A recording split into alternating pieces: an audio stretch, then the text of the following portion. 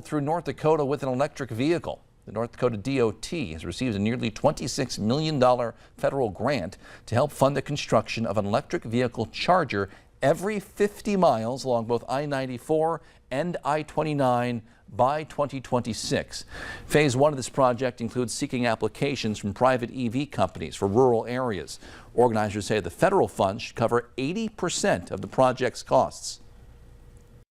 It's a competitive bid, but it goes up to 80-20. So if it's $1 million, the private enterprise is looking at $200,000 to get these up and running. And then with that, once it's up and running, operational and maintenance costs are covered for the next 5 years. The 150 kilowatt chargers will be placed again no more than 1 mile off the interstate exits as well.